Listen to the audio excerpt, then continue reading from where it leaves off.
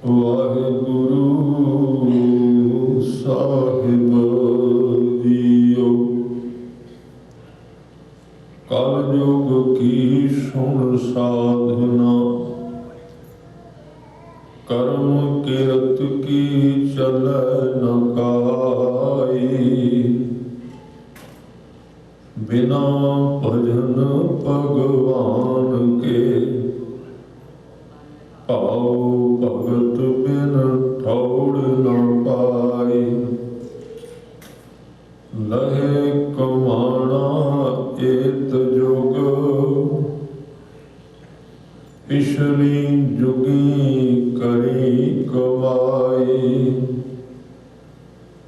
ਪਾਇਆ ਮਾਨਸ ਦੇਹ ਕੋ, ਐਥੋਂ ਚੁੱਕਿਆ ਠੌਰ ਨਾ ਠਾਈ। ਕਲ ਯੁਗ ਕੇ ਉਪਕਾਰ ਸੁਣਾ, ਜੈਸੇ ਵੇਦ ਅਥਰਵਣ ਗਾਈ। ਭਾਉ ਭਗਤ ਪਰਵਾਨ ਹੈ, ਜਗ ਹੋਮ ਗੁਰਪੁਰਬ ਕਮਾਈ। ਕਰਕੇ ਨੀਚ ਸਦਾਵਣਾ, ਤਾਂ ਪ੍ਰਭ ਲਿਖੈ ਅੰਦਰ ਪਾਈ। ਕਲ ਯੁਗ ਨਾਵੈ ਕੀ ਵਡਿਆਈ। ਕਰਕੇ ਨੀਚ ਸਦਾਵਣਾ, ਤਾਂ ਪ੍ਰਭ ਲਿਖੈ ਅੰਦਰ ਪਾਈ। ਕਲ ਯੁਗ ਨਾਵੈ ਕੀ ਵਡਿਆਈ। ਵਾਹਿਗੁਰੂ ਜੀ ਕਾ ਖਾਲਸਾ, ਵਾਹਿਗੁਰੂ ਜੀ ਕੀ ਫਤਿਹ। ਗਰੀਬ ਨਵਾਜ ਸਤਿਗੁਰੂ ਸਰਬ ਕਲਾ ਸਮਰੱਥ ਅਕਾਲ ਸਰੂਪ ਸ੍ਰੀ ਗੁਰੂ ਗ੍ਰੰਥ ਸਾਹਿਬ ਸੱਚੇ ਪਾਤਸ਼ਾਹ ਜੀ ਦੇ ਪਾਵਨ ਪਵਿੱਤਰ ਚਰਨਾਂ ਵਿੱਚ ਸ਼ਾਮ ਦੇ ਦੀਵਾਨ ਵਿੱਚ ਹਾਜ਼ਰੀਆਂ ਭਰ ਕੇ ਆਪ ਜੀ ਜੀਵਨ ਨੂੰ ਸਫਲ ਕਰ ਰਹੇ ਭਾਈ ਸਾਹਿਬ ਭਾਈ ਗੁਰਦਾਸ ਹੋਰਾਂ ਦੇ ਉਚਾਰਨ ਕੀਤੀਆਂ ਹੋਈਆਂ ਪੌੜੀਆਂ ਵਿੱਚ ਅੱਜ ਆਪਾਂ 16 ਨੰਬਰ ਪੌੜੀ,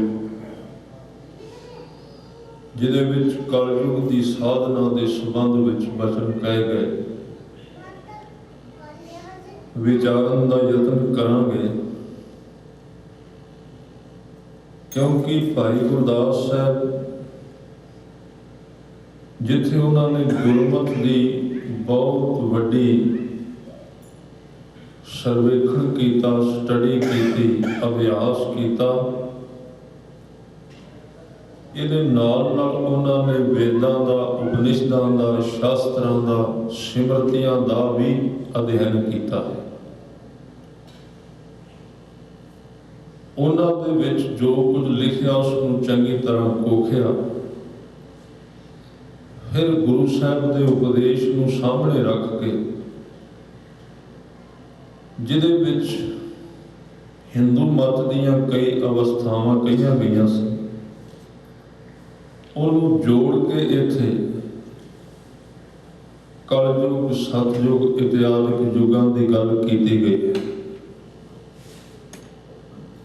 ਕਈ ਵਾਰੀ ਅਸੀਂ ਸੌੜੀ ਬੁੱਧ ਨਾਲ ਇਹ ਸੋਚ ਲੈਂਦੇ ਹਾਂ ਕਿ ਗੁਰਮਤ ਵਿੱਚ ਕਲਯੁਗ ਦੀ ਗੱਲ, ਵੇਦਾਂ ਦੀ ਗੱਲ ਕਿਉਂ ਹੈ, ਸਤਯੁਗ ਦੀ। ਪਰ ਜਦੋਂ ਇਹ ਪੌੜੀਆਂ ਉਚਾਰੀਆਂ, ਉਸ ਸਮੇਂ ਵੱਲ ਧਿਆਨ ਦੇਈਏ, ਉਸ ਵੇਲੇ ਸਾਰੇ ਲੋਕ ਵੇਦਾਂ ਨੂੰ ਮੰਨਣ ਵਾਲੇ, ਤੀਰਥਾਂ ਤੇ ਜਾਣ ਵਾਲੇ, ਜੋਤਿਸ਼ ਨੂੰ ਮੰਨਣ ਵਾਲੇ, ਉਹਨਾਂ ਨੂੰ ਸਿੱਖੀ ਸਮਝਾਉਣੀ ਸੀ, ਉਹਨਾਂ ਨੂੰ ਗੁਰੂ ਸਾਹਿਬ ਦੇ ਵਚਨ ਸਮਝਾਉਣੇ ਸਨ। ਤਾਂ ਜੋ ਕੁਝ ਉਹ ਕਈ ਯੁਗਾਂ ਤੋਂ, ਕਈ ਸੈਂਕੜੇ ਸਾਲਾਂ ਤੋਂ ਕਰ ਰਹੇ ਸਨ ਪਰਿਵਾਰਾਂ ਦੇ ਵਿੱਚ, ਉਹਦੀ ਵਿਆਖਿਆ ਉਹਨਾਂ ਦੇ ਸਾਹਮਣੇ ਰੱਖਣੀ ਅਤ ਜ਼ਰੂਰੀ ਸੀ। ਅੱਜ ਦੇ ਸਮੇਂ ਵਿੱਚ ਭਾਵੇਂ ਲੱਗਦਾ ਹੋਵੇ ਵੀ ਵੇਦ ਦੀ ਗੱਲ ਕਰਨੀ, ਕਲਯੁਗ ਦੀ, ਸਤਯੁਗ ਦੀ, ਤੀਰਥਾਂ ਦੀ ਕੀ ਜ਼ਰੂਰਤ, ਪਰ ਤੁਸੀਂ ਕਦੀ ਉਸ ਵਕਤ ਨੂੰ ਵੇਖੋ ਵੀ ਉਸ ਵੇਲੇ ਗੁਰੂ ਸਾਹਿਬ ਨੇ ਔਰ ਗੁਰਸਿੱਖਾਂ ਨੇ ਕਿੰਨੀ ਮਿਹਨਤ ਕੀਤੀ ਹੋਵੇਗੀ, ਜਿੱਥੇ ਹਰ ਇੱਕ ਘਰ ਵਿੱਚ ਵੇਦਾਂ ਦੀ ਗੱਲ ਚੱਲਦੀ ਸੀ, ਜਿੱਥੇ ਹਰ ਇੱਕ ਮੋੜ ਤੇ ਕਿਸੇ ਨਾ ਕਿਸੇ ਦੇਵਤੇ ਦੀ ਪੂਜਾ ਹੁੰਦੀ ਸੀ, ਜਿੱਥੇ ਵਰਤ ਚੱਲਦੇ ਸਨ, ਬੜਾ ਕੁਝ ਉਹਨਾਂ ਵਿੱਚੋਂ ਖਿੱਚ ਕੇ ਉਹਨਾਂ ਲੋਕਾਂ ਨੂੰ ਜਗਾਉਣਾ ਤੇ ਨਾਮ ਨਾਲ, ਸ਼ਬਦ ਨਾਲ ਜੋੜਨਾ ਬੜਾ ਔਖਾ ਸੀ। ਤਾਂ ਇਹ ਚੀਜ਼ਾਂ ਦੇ ਉਦਾਹਰਣ ਵਿੱਚ ਵਰਤੇ ਗਏ ਹਨ। ਭਾਈ ਸਾਹਿਬ ਭਾਈ ਗੁਰਦਾਸ ਜੀ ਅੱਜ ਦੇ ਸ਼ਬਦ ਵਿੱਚ ਕਲਯੁਗ ਦੀ ਗੱਲ ਕਹਿੰਦੇ। ਵੈਸੇ ਗੁਰਮਤਿ ਵਿੱਚ ਜਦੋਂ ਕੋਈ ਮਨੁੱਖ ਅਕਾਲ ਪੁਰਖ ਵਾਹਿਗੁਰੂ ਦੇ ਨਾਮ ਨਾਲ ਸਾਂਝ ਪਾ ਲੈਂਦਾ ਤਾਂ ਉਸ ਵੇਲੇ ਉਹਦੇ ਵਾਸਤੇ ਇੱਕ ਸ਼ਬਦ ਵਰਤਿਆ ਜਾਂਦਾ ਹੈ, ਇਹ ਅਕਾਲੀ ਹੈ। ਅਕਾਲੀ ਦਾ ਮਤਲਬ ਕਾਲ ਤੋਂ ਰਹਿਤ ਹੋ ਗਿਆ। ਜਿਵੇਂ ਕਿ ਜਪਜੀ ਸਾਹਿਬ ਦੇ ਆਰੰਭ ਵਿੱਚ ਕਿਹਾ ਗਿਆ ਕਿ ਪਰਮਾਤਮਾ ਅਕਾਲ ਹੈ, ਉਹਨੂੰ ਅਕਾਲ ਪੁਰਖ ਕਹਿੰਦੇ। ਅਕਾਲ ਦਾ ਮਤਲਬ ਕਾਲ ਤੋਂ ਰਹਿਤ, ਸਮੇਂ ਤੋਂ ਰਹਿਤ। ਜਿਹੜੇ ਲੋਕ ਅਕਾਲ ਨਾਲ ਜੁੜੇ ਉਹ ਸਮੇਂ ਤੋਂ ਉੱਚੇ ਉੱਠ ਗਏ। ਉਹਨਾਂ ਤੇ ਨਾ ਸਤਯੁਗ ਦਾ ਪ੍ਰਭਾਵ, ਨਾ ਕਲਯੁਗ ਦਾ, ਨਾ ਦੁਆਪਰ ਦਾ, ਨਾ ਤ੍ਰੇਤੇ ਦਾ। ਸਮੇਂ ਤੋਂ ਬਾਹਰ ਜੋ ਨਿਕਲ ਗਏ। ਪਰ ਜਿੰਨਾ ਚਿਰ ਅਸੀਂ ਅਕਾਲ ਨਾਲ ਜੁੜੇ ਨਹੀਂ, ਉਹਨਾਂ ਚਿਰ ਅਕਾਲ ਨਾਲ ਜੁੜਨ ਤੋਂ ਬਿਨਾਂ ਅਸੀਂ ਕਿਵੇਂ ਇਹਨਾਂ ਸਮਿਆਂ ਤੋਂ ਬਾਹਰ ਜਾ ਸਕਦੇ? ਸਾਡੇ ਤੇ ਪ੍ਰਭਾਵ ਪੈਂਦਾ ਉਹਨਾਂ ਚਿਰ ਸਮੇਂ ਦਾ। ਕਲਯੁਗ ਦਾ ਮਤਲਬ ਹੈ ਜਿਹਦੇ ਵਿੱਚ ਬਹੁਤਾਤ ਦੇ ਵਿੱਚ ਬਿਰਤੀਆਂ ਖਿੰਡੀਆਂ ਹੋਈਆਂ ਨੇ। ਪ੍ਰਭਾਵ ਜਿਹੜਾ ਆਮ ਸੰਸਾਰ ਵਿੱਚ ਉਹ ਧਰਮ ਕਮਾਉਣ ਵਾਲਾ ਮਾਹੌਲ ਨਹੀਂ ਹੈ, ਬੜਾ ਔਖਾ ਹੈ। ਇੱਥੇ ਭਾਈ ਗੁਰਦਾਸ ਜੀ ਕਹਿੰਦੇ ਨੇ ਕਲਯੁਗ ਕੀ ਸੋ ਸਾਧਨਾ, ਕਰਮ ਕਿਰਤ ਕੀ ਚੱਲੈ ਨਾ ਕਾਈ। ਇਸ ਕਲਯੁਗ ਵਿੱਚ ਜੇ ਤੂੰ ਕਰਮ ਧਰਮ ਵਿੱਚ ਫਸਿਆ ਰਿਹਾ, ਇਹਨਾਂ ਵਿੱਚੋਂ ਇੱਕ ਵੀ ਕੰਮ ਤੇਰਾ ਲੇਖੇ ਵਿੱਚ ਨਹੀਂ ਪੈਣਾ, ਕਿਉਂਕਿ ਤੂੰ ਕਰ ਹੀ ਨਹੀਂ ਸਕਦਾ। ਚੌਵਾਂ ਪਾਸੇ ਰਹਿਣ ਸਹਿਣ ਇਸ ਤਰ੍ਹਾਂ ਦਾ, ਚੌਵਾਂ ਪਾਸੇ ਮਾਹੌਲ ਇਸ ਤਰ੍ਹਾਂ ਦਾ। ਕਲਯੁਗ ਦੇ ਵਿੱਚ ਤੂੰ ਗਲਤ ਸਾਧਨਾ ਨਾ ਕਰੀ, ਕਿਉਂਕਿ ਜੇ ਅਸੀਂ ਮਿਹਨਤ ਕੀਤੀ ਪਰ ਗਲਤ ਕਰ ਲਈ, ਉਹਦਾ ਲਾਭ ਕੋਈ ਨਹੀਂ ਹੋਏਗਾ। ਉਹਦੇ ਉਲਟ ਉਹਦਾ ਇੱਥੇ ਰਿਐਕਸ਼ਨ ਹੈ। ਸਾਡੇ ਬਹੁਤੇ ਕੀਤੇ ਹੋਏ ਕਰਮ ਰਿਐਕਸ਼ਨ ਕਰ ਦਿੰਦੇ ਨੇ, ਉਲਟ ਕਰ ਦਿੰਦੇ ਨੇ ਅਸਲ ਜੀਵਨ ਵਿੱਚ। ਤਾਂ ਕਈ ਵਾਰੀ ਅਸੀਂ ਇੱਧਰੋਂ ਸੁਣ ਕੇ ਉੱਧਰੋਂ ਸੁਣ ਕੇ, ਕਦੀ ਕਿਸੇ ਮੰਤਰ ਦਾ ਜਾਪ, ਕਦੀ ਕਿਸੇ ਦਾ, ਕਦੀ ਕਿਸੇ ਦੇ ਕਹਿ ਲੱਗ ਕੇ ਹੋਰ ਤਰੀਕੇ ਨਾਲ, ਇਸ ਤਰ੍ਹਾਂ ਗਲਤ ਸਾਧਨਾਵਾਂ ਕਰ ਕਰਕੇ ਅਸੀਂ ਧਰਮ ਦੇ ਮਾਰਗ ਵਿੱਚ ਵੀ ਖੁਆਰੀ ਸਹੇੜ ਲਈਏ। ਸਤਿਗੁਰੂ ਨੇ ਉਸ ਖੁਆਰੀ ਤੋਂ ਬਚਾਉਣ ਵਾਸਤੇ ਭਾਈ ਸਾਹਿਬ ਭਾਈ ਗੁਰਦਾਸ ਹੋਰਾਂ ਨੇ ਸਿੱਧੀ ਇੱਕ ਪਗਡੰਡੀ ਦੱਸ ਦਿੱਤੀ, ਕਿਸ ਰਾਹ ਤੇ ਤੂੰ ਤੁਰਨਾ ਹੈ। ਕਹਿੰਦੇ ਕਲਯੁਗ ਕੀ ਸੁਣ ਸਾਧਨਾ, ਵੇਲੇ ਦੀ ਸਾਧਨਾ ਸੁਣ। ਇਸ ਵੇਲੇ ਕੀ ਚੱਲ ਸਕਦਾ, ਕਿਉਂਕਿ ਜਿਹੜੀ ਰੁੱਤ ਉਹ ਹੀ ਬੀਜ ਉਗੇਗਾ, ਦੂਸਰਾ ਨਹੀਂ। ਜੇ ਰੁੱਤ ਹੀ ਨਹੀਂ ਹੈ, ਜੇ ਰੁੱਤ ਹੋਰ ਕਿਸੇ ਫਸਲ ਦੀ ਆਪਾਂ ਬੀਜ ਦੂਸਰਾ ਬੀਜੀ ਗਏ, ਉਹ ਕਿਵੇਂ ਉਗੇਗਾ, ਕਿਵੇਂ ਉਸ ਨੂੰ ਫਲ ਲੱਗੇਗਾ? ਇਸ ਕਲਯੁਗ ਦੇ ਵਿੱਚ ਕੋਈ ਬਹੁਤੇ ਲੰਬੇ ਜਪਾਂ ਵਿੱਚ ਪੈ ਜਾਏ, ਬਹੁਤੇ ਤਪਾਂ ਵਿੱਚ ਪੈ ਜਾਏ, ਕੋਈ ਤੀਰਥਾਂ ਤੇ ਤੁਰਿਆ ਫਿਰੇ, ਕੋਈ ਹੋਰ ਰਸਤਿਆਂ ਤੇ ਤੁਰਿਆ ਫਿਰੇ, ਉਸ ਨੂੰ ਫਲ ਨਹੀਂ ਲੱਗਦਾ। ਇਸ ਕਰਕੇ ਸੁਚੇਤ ਕਰ ਰਹੇ ਨੇ, ਕਰਮ ਕਿਰਤ ਕੀ ਚੱਲੈ ਨਾ ਕਾਈ। ਇੱਥੇ ਕਰਮ ਕਿਰਤ ਭਾਵ ਤੇਰੇ ਹੰਕਾਰ ਦੇ ਆਸਰੇ ਕੀਤੇ ਹੋਏ ਕਰਮ ਇਸ ਕਲਯੁਗ ਦੇ ਵਿੱਚ ਲੇਖੇ ਵਿੱਚ ਨਹੀਂ ਪੈਂਦੇ। ਫਿਰ ਪੁੱਛਿਆ ਭਾਈ ਸਾਹਿਬ, ਉਹ ਕਿਹੜੀ ਕਿਰਿਆ ਹੈ ਜਿਹਨੂੰ ਕਰਨ ਦੇ ਨਾਲ ਇੱਥੇ ਲੇਖੇ ਵਿੱਚ ਉਹਦੇ ਦਰ ਤੇ ਪ੍ਰਵਾਨ ਹੋਈਦਾ? ਤਾਂ ਉਹਨਾਂ ਨੇ ਬਚਨ ਕੀਤੇ, ਕਹਿੰਦੇ ਬਿਨਾ ਭਜਨ ਭਗਵਾਨ ਕੇ, ਭਾਉ ਭਗਤ ਬਿਨ ਠੌਰ ਨਾ ਪਾਈ। ਜਿਹੜਾ ਵੀ ਕਰਮ ਕਰੇ ਉਹਦੇ ਵਿੱਚ ਦੋ ਚੀਜ਼ਾਂ ਰੱਖੀ। ਆਪਾਂ ਦੋ ਪੰਕਤੀਆਂ ਲੈ ਕੇ ਤੁਰੀਏ। ਇੱਕ ਤਾਂ ਬਿਨਾ ਭਜਨ ਭਗਵਾਨ ਕੇ, ਤੇ ਇੱਕ ਕਰਕੇ ਨੀਚ ਸਦਾਵਣਾ ਤਾਂ ਪ੍ਰਭ ਲੇਖੈ ਅੰਦਰ ਪਾਈ। ਭਗਤੀ ਜਿਹੜੀ ਕਰੇਗਾ ਲੇਖੇ ਵਿੱਚ ਅੱਗੇ ਤਾਂ ਲਿਖੀ ਜਾਣੀ ਜੇ ਤੂੰ ਆਪਣੇ ਆਪ ਨੂੰ ਨੀਚ ਸਮਝ ਕੇ ਕਰੇਗਾ, ਆਪਣੇ ਆਪ ਨੂੰ ਨੀਵਾਂ ਸਮਝ ਕੇ ਕਰੇਗਾ। ਆਮ ਤੌਰ ਤੇ ਕੀ ਵਾਪਰਦਾ ਹੈ, ਜਿਹੜਾ ਵੀ ਕਰਮ ਕਰਨੇ ਆ ਅਸੀਂ ਉਹਦੇ ਨਾਲ ਜੁੜ ਜਾਂਦੇ ਆ, ਹੰਕਾਰ ਇਕੱਠਾ ਕਰ ਲੈਂਦੇ ਆ, ਉਹ ਕਰਮ ਹੀ ਸਾਡੇ ਗਲ ਦਾ ਸੰਗਲ ਬਣ ਜਾਂਦਾ ਹੈ। ਮੈਂ ਕਈ ਵਾਰੀ ਬੇਨਤੀ ਕਰਿਆ ਕਰਨਾ, ਰਸਤੇ ਵਿੱਚ ਤੁਰਨਾ ਹੋਵੇ ਤੇ ਪੈਰੀ ਜੋੜਾ ਚਾਹੀਦਾ ਹੈ, ਕਿਉਂਕਿ ਜੋੜੇ ਤੋਂ ਬਿਨਾਂ ਰਾਹ ਵਿੱਚ ਕੰਕਰ ਪੱਥਰ ਕੰਡੇ ਝਾੜੀਆਂ ਵਿੱਚੋਂ ਲੰਘਣਾ ਹੈ ਤੇ ਜੋੜੇ ਦੀ ਬੜੀ ਜ਼ਰੂਰਤ ਹੈ। ਸਹਾਈ ਪੈਰਾਂ ਵਿੱਚ ਪਾਇਆ ਹੋਵੇ, ਪੈਰਾਂ ਨੂੰ ਬਚਾਉਂਦਾ ਹੈ ਕੰਡਿਆਂ ਤੋਂ, ਜੋੜਾ ਬੜਾ ਜ਼ਰੂਰੀ ਹੈ। ਪਰ ਸਾਧ ਸੰਗਤ ਜੇ ਕਿਤੇ ਰੱਬ ਨਾ ਕਰੇ ਉਸ ਜੁੱਤੀ ਦੇ ਵਿਚਲਾ ਕਿੱਲ ਕਿਤੇ ਨੋਕ ਨਿਕਲ ਕੇ ਬਾਹਰ ਆ ਜਾਏ, ਕੰਡੇ ਤੇ ਪਤਾ ਨਹੀਂ ਰਾਹ ਵਿੱਚ ਆਉਣੇ ਨੇ ਕਿ ਨਹੀਂ, ਚੁੱਭਣੇ ਨੇ ਕਿ ਨਹੀਂ, ਪਰ ਜਿੰਨੇ ਕਦਮ ਤੁਰਾਂਗੇ ਉਨੀ ਵਾਰੀ ਕਿੱਲ ਚੁਭੇਗਾ। ਜੁੱਤੀ ਵਿੱਚ ਕਿੱਲ ਬਹੁਤ ਤੰਗ ਕਰਦਾ ਹੈ। ਜੇ ਕਿਸੇ ਕਰਮ ਦੇ ਵਿੱਚ ਹੰਕਾਰ ਆ ਜਾਏ ਤੇ ਜਿਹੜਾ ਤਕਰੀਬਨ ਆ ਹੀ ਜਾਂਦਾ ਹੈ, ਬੜਾ ਔਖਾ ਹੈ। ਕਰਮ ਕਰਨਾ ਤੇ ਨਿਹ ਕਰਮ ਰਹਿਣਾ ਸਭ ਤੋਂ ਔਖਾ, ਬਹੁਤ ਔਖਾ ਹੈ ਇਹ ਕਾਰਜ, ਕਰਮ ਕਰਨਾ ਤੇ ਨਿਹ ਕਰਮ ਰਹਿਣਾ। ਜੁੱਤੀ ਦਾ ਕਿੱਲ ਸਤਾਉਂਦਾ ਹੈ, ਧਰਮ ਦੇ ਕਰਮ ਕਰਕੇ ਉਹਨਾਂ ਦਾ ਹੰਕਾਰ ਸਤਾਈ ਜਾਂਦਾ ਹੈ। ਹਰ ਇੱਕ ਕੰਮ ਦੇ ਵਿੱਚ ਆਦਮੀ ਵੱਧ ਜਾਂਦਾ ਹੈ। ਜਿਨ੍ਹਾਂ ਕਰਮਾਂ ਨੇ, ਜਿਨ੍ਹਾਂ ਧਾਰਮਿਕ ਕਰਮਾਂ ਨੇ ਸੁੱਖ ਦੇਣਾ ਸੀ, ਆਨੰਦ ਦੀ ਦਾਤ ਦੇਣੀ ਸੀ, ਉਹਨਾਂ ਨੂੰ ਕਰ ਕਰਕੇ ਅੰਦਰ ਕੱਢ ਗਿਆ, ਅੰਦਰ ਦੁੱਖ ਇਕੱਠਾ ਹੋ ਗਿਆ। ਇਸ ਕਰਕੇ ਭਾਈ ਸਾਹਿਬ ਦੇ ਬਚਨ ਗੁਰਬਾਣੀ ਦੇ ਰਾਹੀਂ ਜਿਹੜੇ ਸਿੱਧ ਕੀਤੇ ਜਾਂਦੇ ਨੇ, ਕਿੰਨਾ ਕੁਝ ਹੈ। ਇਕੱਲੇ ਕਰਮ ਨਹੀਂ ਇੱਥੇ ਧਿਆਨ ਦੇਣਾ।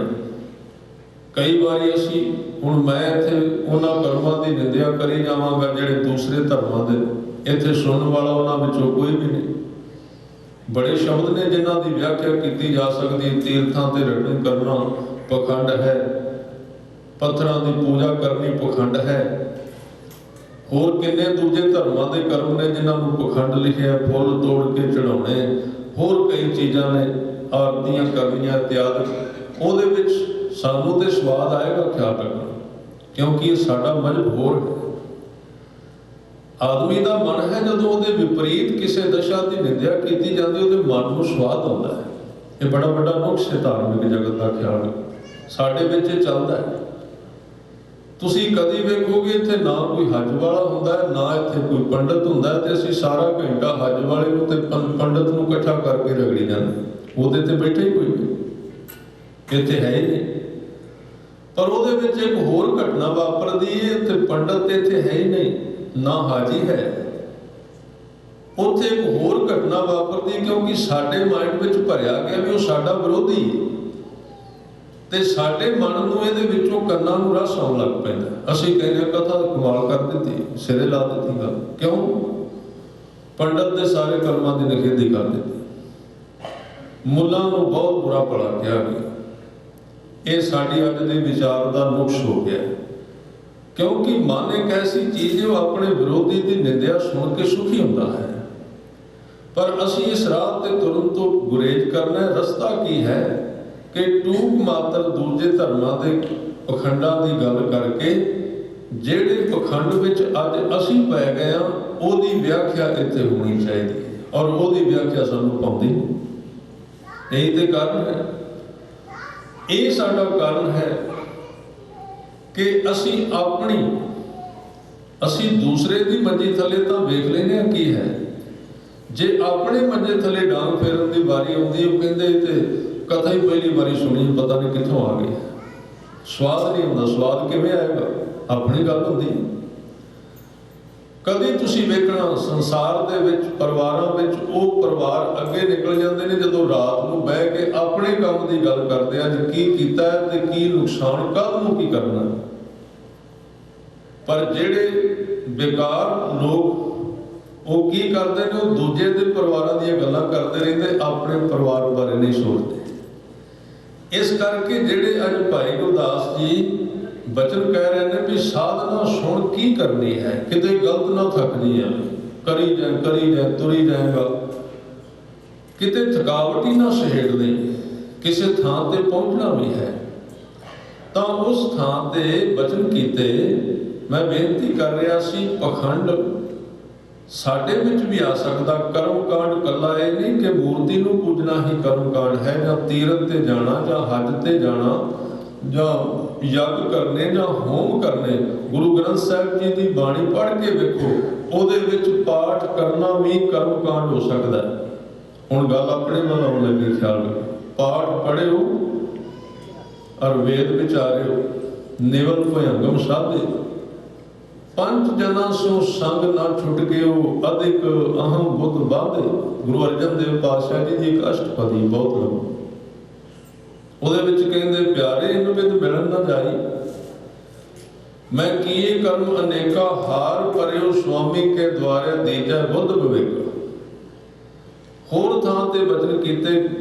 ਹੁਣ ਸਿੱਖੀ ਦਾ ਜਿਹੜਾ ਮੂਲ ਭਾਵ ਹੈ ਉਹ ਗਿਆਨ ਨਾਲ ਸੰਬੰਧਿਤ ਹੈ, ਵੀ ਕੁਝ ਲਿਖਣਾ ਬੜਾ ਵੱਡਾ ਪੁੰਨ ਹੈ, ਕੁਝ ਪੜ੍ਹਨਾ, ਸਮਝਣਾ, ਆਪ ਸੁਣਨਾ ਤੇ ਦੂਜਿਆਂ ਨੂੰ ਸੁਣਾਉਣਾ, ਇਹ ਬੜਾ ਵੱਡਾ ਸਿੱਖੀ ਦਾ ਬੇਸ ਹੀ ਇੱਥੇ ਖੜਾ ਹੈ। ਸਿੱਖੀ ਦਾ ਬੇਸ ਸ਼ਬਦ ਹੈ, ਗਿਆਨ ਹੈ। ਪਰ ਸਤਿਗੁਰੂ ਗੁਰੂ ਗ੍ਰੰਥ ਸਾਹਿਬ ਪਾਤਸ਼ਾਹ ਨੇ ਉਹਦੇ ਉੱਤੇ ਵੀ ਚੋਟ ਕਰ ਦਿੱਤੀ, ਕਿਤੇ ਇੱਥੇ ਵੀ ਤੂੰ ਭੁੱਲ ਸਕਣਾ, ਤੇਰਾ ਪੜ੍ਹਨਾ ਵੀ ਕਰਮ ਕਾਂਡ ਹੋ ਸਕਦਾ, ਤੇਰਾ ਸੁਣਨਾ ਵੀ, ਤੇਰਾ ਲਿਖਣਾ।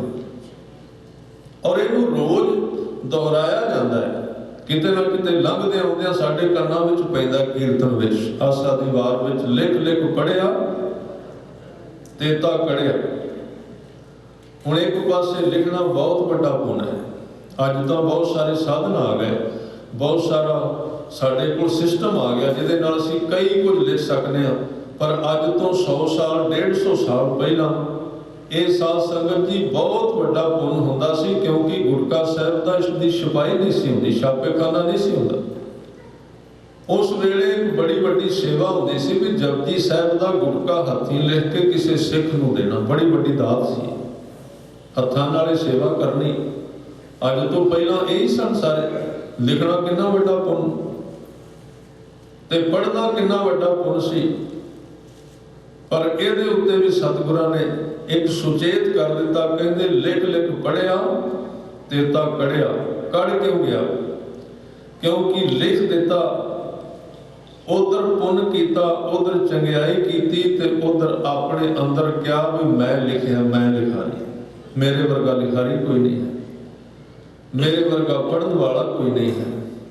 ਮੈਂ ਇਸ ਪੰਕਤੀ ਤੇ ਥੋੜਾ ਜਿਹਾ ਭਗਤ ਰਵਿਦਾਸ ਜੀ ਦੇ ਇੱਕ ਸ਼ਬਦ ਵੱਲ ਧਿਆਨ ਦੇਣਾ ਚਾਹੁੰਦਾ, ਜਿਹਦੇ ਵਿੱਚ ਉਹਨੇ ਜਿੱਥੇ ਜਿੱਥੇ ਅਸੀਂ ਅਟਕ ਜਾਂਦੇ ਹਾਂ ਉਹਨਾਂ ਥਾਵਾਂ ਦਾ ਜ਼ਿਕਰ ਕੀਤਾ, ਜਿੱਥੇ ਜਿੱਥੇ ਅਸੀਂ ਰੁਕੇ ਹੋਏ।